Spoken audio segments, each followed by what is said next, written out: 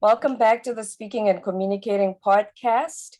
My name is Roberta. If you are interested in improving yourself, changing your mindset, improving your communication skills, this is the podcast for you. Today, we have the privilege of being joined by Brad Dalton. He is the founder and CEO of the Brad Dalton Group. He is a public speaker, the host of the Best Self podcast, and wrote the bestseller. If you haven't gotten a hold of it, please go to Amazon now. It's called DNA of a Winner. And before I go any further, please help me welcome Brad. Hi, Brad. So excited to be with you, friend. Thanks for inviting me on your cool kid cast here. Cool Kid Cast. I love it. Your energy is contagious already. So tell us what got you started, because I believe, are you still teaching? Yep. All right, so you're still teaching, but you have so many of these other things that are mentioned that you do. How do you pack that into 24 hours of your day? Well, I think you have to have the DNA of a crazy man because That could be your next book. I think I'm the expert on that. My bandwidth is spread thin, but the truth is I just love people are my juice. People are my juice. I have had to draw boundaries. I've gotten a lot better at shaving the fluff out of my life in the last couple of years and drawing boundaries and making sure that my actions match my words in terms of, am I putting enough time in with my family? Am I where my feet are at?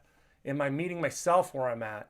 And so, yeah, it can get challenging at times, but that's such a good problem to have when you're being sought after, or you have these opportunities where people want to bring you in to have an impact on their corporation, their life, or their education, or whatever it is. Um, Mm-hmm. it's an opportunity, and just like anything else in life, I mean, I had the ability to say no. Success is a choice, not chance, and I choose my success road. So it it's hard at times, but it's not at the same time. I don't feel guilty about investing in me. That's wonderful. Now, when it comes to boundaries, that was a very good point you made there. Because, first of all, congratulations on having people come to you. That means they see the value you add to them instead of chasing, because I think that's a much better position to be in. Hmm. And then, secondly, with boundaries, why do you think we struggle so much with setting boundaries? Well, great question. A lot of people have a hard time setting boundaries because they're shooting from the hip in life. They're treating their lives like it's a hobby. And when you treat your life like a hobby, you're going to get what you kind of deserve. I mean, I don't believe you, me, and we. I don't believe we rolled out of bed to be mediocre this morning. Of But course not. that's what happens when you shoot from the hip, when you have no plan, when you don't live life with intention, when you don't have thinking uh, with intention. And people that generally have a hard time with boundaries are either fit into that category, or on the other end of the spectrum, these are fantastic people. These are eager to please people. These are people that don't like to let other people Mm. down.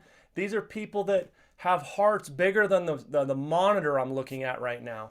They're phenomenal human beings, and they live life out of fear. They're fearful of letting other people down. Uh, so Wow. ironically, these people that have these really good hearts, they're empathetic, they're probably fantastic friends, probably fantastic parents. A lot of times those same people get trampled in life because they don't set boundaries, because they don't say no, because they don't map out their success road. So, back to not having a plan. You either shoot from the hip or you have no boundaries. So, everything is just chaos, so to speak. Yeah. And again, the good majority of these, I was that guy for years. I speak Mhm. from experience. I always tell people I'm a recovering perfectionist. I was that kid when I was 8 years old that was given hugs to the playground duty in elementary. I was always a really good listener. I feel like I've always been a good friend. I feel like I've always been kind. But for years, life just ran me right over because I I took on every single opportunity. I took on every single responsibility. I was the kind of guy that would probably take the blame even when it wasn't me to blame. I Oh, would do that for other people. I would I looked at success. Because what did you think that was gonna be bring to you? What was gonna be the payoff if you did all that for people? Well, sometimes when I was a low self-esteem guy, I Mm. probably thought it would help bring me friends when I was super young. Oh, that's big. Uh, Wow. just wanting to do anything to be acknowledged. And because there was a stretch when I was young, where I was, I put up this front every day I rolled out of bed. I put up this front that everything was great, but everything wasn't great. I was, I was, uh, I was depressed on the inside. I was not confident. I put across this fake facade of confidence, but I wasn't. I was, when I was real young, like say in high school, Mm-hmm. I was I was blowing chunks after every track practice out of just nerves, afraid that I was going to let other people down. And so sometimes when you're not a confident person, you do things that you know aren't right. But if you feel like it gives you a shot at status or being seen or being heard, you sometimes do things that you know they aren't right, but you're itching for someone just to acknowledge you. I cannot imagine how many people go through that and feel the exact same way. Even grown-ups, not just high schoolers, For but sure. mostly grown-ups. The things Yeah, they do just to have that as an outcome. right. Mm. Yeah, I feel I ache for those people. I ache. I ache for the person that feels like they have to be more than who they are as opposed to just all that they are. Someone that Just feels like their best isn't good enough, like just rolling out of bed and just being me isn't going to be good enough today. I ache for that person because it isn't like that. It isn't like that. What I generally tell people that are in that boat is, those people that you're trying to get attention from, whether it could be a person choosing a job or a field or a lane or a college if you're a high school kid. If they don't want you, that's not your target audience. So you're trying to get these people's attention. You're trying to go somewhere and you feel like it's the best fit for you, but maybe it's not. I mean, I don't know about you, but I've I've changed lanes and pivoted and I mean same. countless times, I've right? had countless different careers in my life. I've quit jobs. I've done different things. I've lived in different oh yeah, Yeah. yeah. But it Mm. just may not you think it's the right fit, but maybe it isn't. And when I was writing my book, I Mhm. would I I wrote the book, but I would send out little surveys and questionnaires to people I trusted and ask them what they thought of this, what they thought of that.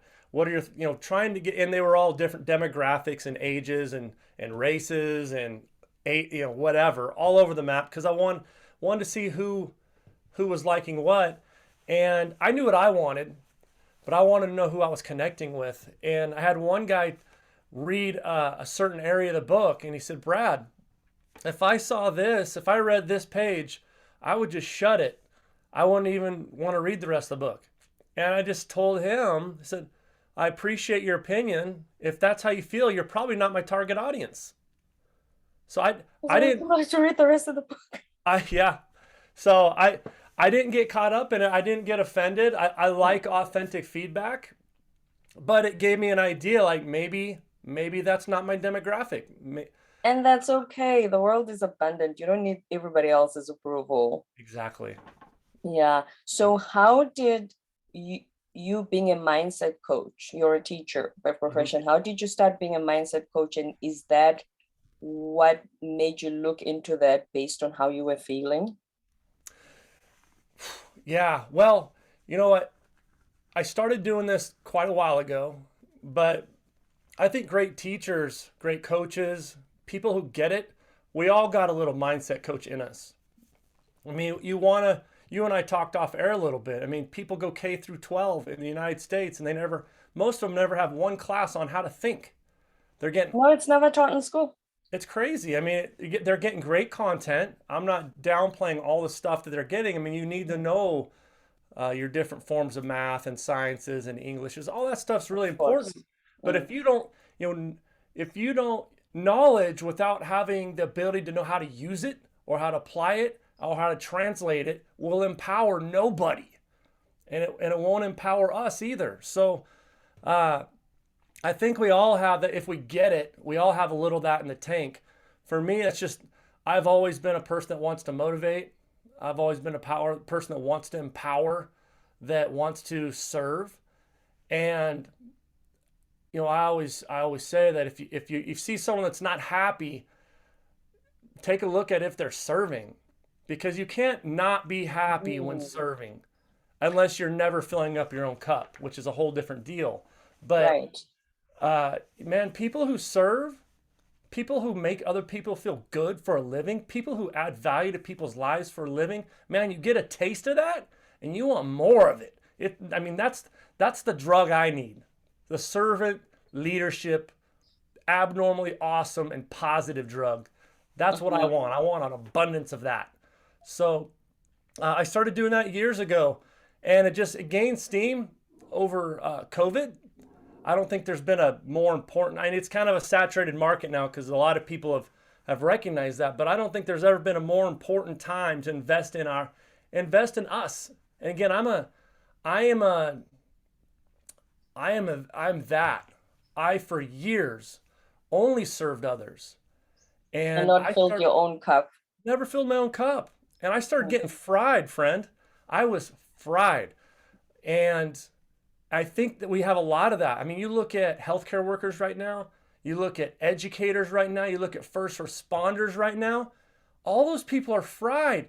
The number of people that are leaving all of those fields, like just mass exit, Too much, yeah. so much. There's a massive shortage on, I mean, good people, servant leaders, servants to our communities are just picking up and taking off because they don't feel appreciated, and and then they frankly they've been so busy taking care of others, they haven't been taking care of They're themselves. running on empty. They're bankrupt. Yep, Yeah. absolutely. Yep. And what got you started on the podcast? Ha. Well, the podcast was, I got a little bit lucky with that one. When COVID hit, well, I didn't get lucky. I got to quit saying that. Uh, the podcast happened as a result of me wanting to find ways to serve. So when COVID hit, I was trying to think of ways that I could still see my students, have an impact on my clients, my local ones, and you couldn't see anybody. Everything was shut down. So despite me never having even watched a podcast before or listened, I hadn't listened or watched one podcast Mm. when I did my first one. And man, conversations were good, impact was good, and 5 months in, I was in 54 countries. Wow. And it was just, I never spent one dime on marketing, nothing. It's just the power of positive, friend. The power of positive, word of mouth.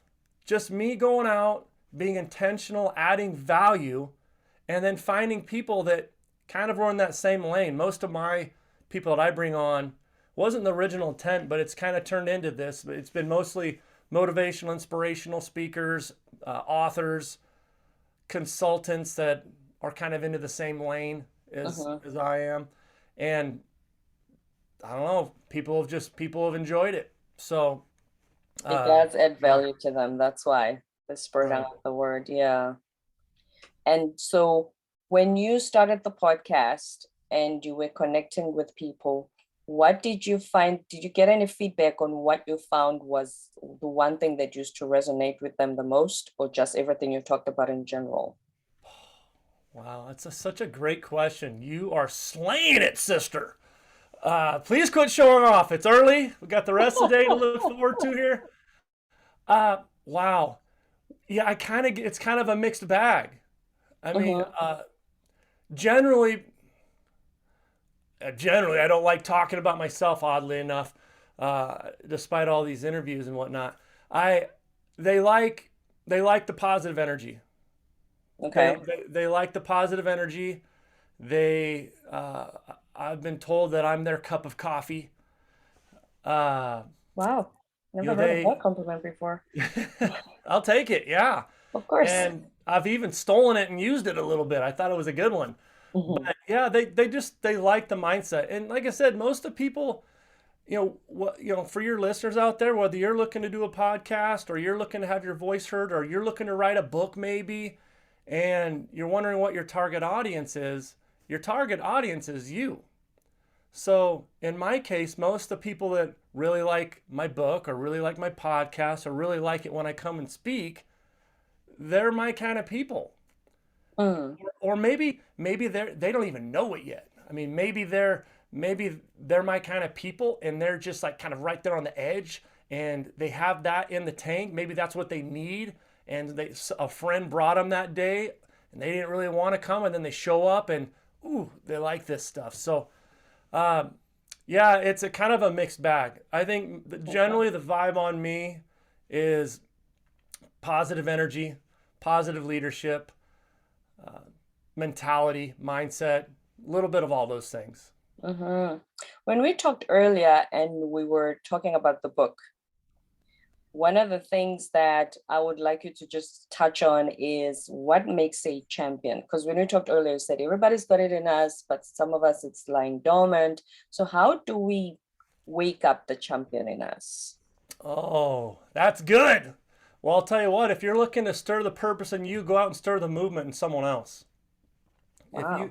We're looking to start a movement, sister. We're not looking to just build a business. We're looking to build a lifestyle. And a lot of us get so caught up in building a business or building a family or building a whatever, building an education, you name it. We get so caught up in that and we start looking at it as a destination. And success isn't a destination. The success road isn't the end of the road. The success is the road. And so, one, we got to realize that. Two, I'm a big, I preach that we're so goal conscious. I want to be growth conscious. Let's get growth conscious. Let's get caught up Mm. in getting better today. Let's get caught up in being 0.01% better today. Let's get caught up in that. Let's get caught up in the process. Let's get caught up in being our best self. We all have our own version, our unique, abnormally awesome blueprint to awesome. We all have it. We all have it in the tank. And the thing about us is it's all unique to us. No one can do it the way you do it. And we got a lot of people have a hard time knowing where to start. And the thing is that, Yeah, that makes sense. Mm. yeah, but the first step is just the first step. The first step is just the first step. Just taking a small step. You don't solve big problems with big solutions. You solve big problems with nudging in the direction of your desired identity. That's it. That's success. Success is, am I moving in the direction of my desired identity? That's success. And that's going to look different for me than it will for you. It's going to Hmm. look different for all of us. And the best self travels. The best self doesn't discriminate. The best self doesn't care what your color of your skin is. The best self doesn't care how much money you make. The best self doesn't care what country you're from. The best self doesn't care about any of that stuff. The best self cares about you. It wants you to be the best version of you. And so we don't need anyone's permission to be that guy. We don't need anyone's permission to be the best version of us. In fact, nobody in life has an edge on us without our permission. And so, you ask like, how do we get rock and how do we realize that? Uh, you start getting intentional, and you start being calculated. What I would do, friend, is I would create an audit. Hmm. If you're a listener out there, create an audit of your thought patterns. Like, what was I thinking when this Yeah. happened? Because everyone always sees the end result. Everyone always sees the destination. Everyone always sees the data or that, whatever happens at the end. But there was a whole process of habits and there was a whole process of occurrences or there was just a bunch of events that led up to Leading that. there. Mm. Yeah, it's a snowball effect. It's never the obvious answer. There was a bunch of stuff that led you to that point. What and most of it it's between the ear stuff. Almost all of our, I mean, 99% of our thoughts today are the same thoughts we had yesterday. 99% of our thoughts today are the same thoughts we had yesterday. So we have to get intentional about how we break those up or repeat them. If they were good ones, I am aware of that stat, so I'm going to repeat that. If it Right. wasn't a desired outcome, if I didn't feel like I grew, I'm aware of that stat. How am I going to break it up? Because the definition of insanity is to do the same thing repeatedly and expect a different result, right? Yeah. So, that's kind of a long-winded answer, but there you No, go. no, that makes sense. Like I said, because more than anything, when you're talking about the validation and needing to belong and wanting to please everybody, one of the reasons is people want to achieve the tangible stuff because it gives that sense of validation. It may Right. not be real, but when you the success and how they define it, when you get there, you feel like now I'm going to be part of this group. Now I'm going to be seen. Now I'm going to be heard. Yeah. But can you blame them? Right. Well, it is gratifying for sure. But I would Mm. say that we definitely overestimate the event in life and underestimate the process. People who overestimate or overvalue a result, that's not sustainable. Now, I'm Mm-hmm. not saying, I mean, if you win a really, I'm not saying, if you win an award or all that stuff, that is a significant deal. Like if I won a Grammy tomorrow, Of that's pretty course. significant, right? If I Yeah. won, if I won some award, I'm not devaluing any of that stuff. But Mm. people whose eyes are on those, people whose eyes are on that prize, generally don't. It's not sustainable. They didn't If win. it's the only thing, the You're only right. life focus. Well, it's like this. Like if when I got married, we didn't really get married that day. We built our resume leading up to that day. We Hmm. didn't win the day we tied the knot. We don't win big games the day of the game. We don't win big interviews the day of the interview. We don't win in life the day of. We win with the stuff leading up to it. Only every once in a while you get someone that's so talented and so smart that they can kind of slide by. They're a little bit freaky deaky, but for the general peeps out there, that's not how it works. No. Yeah. And the reason I bring that up, I don't know how if you do ever read sometimes when there's comments on some celebrity, on a billionaire guy, and something Hmm. happens to them. And usually people will say, oh, please, Jeff Bezos, you don't have problems. You've got billion, you're the richest man in the world. And especially if that person maybe gives an interviews and they say, I'm unhappy or I'm letting this go in my life. I'm trying to be, they'll be like, if I had $1 billion, I'd be happy. What's your problem? You know what I mean? People think that's the Sure. everything. Sure. Yeah. Yeah. Not really the case. Yeah. Hmm. Everyone's got junk in the trunk. Yeah. Some of us have, I call it having too many socks in the top drawer. Like, you know, Yeah, we that's chaos. we all got stuff. We all got Yeah. stuff. Money can hide it sometimes, but no. But it's so much more enjoyable if inside your mindset is right, you are okay with who you are, and you have the right reasons to strive for whatever you're striving for, and you're getting better, like you said. Amen. Yeah, for sure. Hmm. Any last words before we shout out your social media handles? Man, I would just encourage everyone to be a chief encouragement officer for somebody today. Go out. Kindness takes no special ability. Hustle takes no special ability. Being empathetic takes no special ability. Go out and have a positive influence on your community by design today. You don't have to know the person to be kind to the person. You Mm. don't have to know the person to be a positive influence. It could be you just being super kind to the person in front of you, and the dude behind you hears this, and then they want to go do the same thing. I mean, the smile is a universal language that makes everybody feel good. So I would just encourage everybody. Everybody's a leader to somebody. You don't have to be the leader to be a leader. Go out and be a leader, be an influence, be a positive impactor in your community today. That would be my parting words, friends. Hmm. Thank you so much for that, Brad Dalton. You can find Brad Dalton on LinkedIn. You can get the book DNA of a Winner from Amazon. It's a bestseller and it will certainly help you improve your mindset and get better. We thank you for being with us today.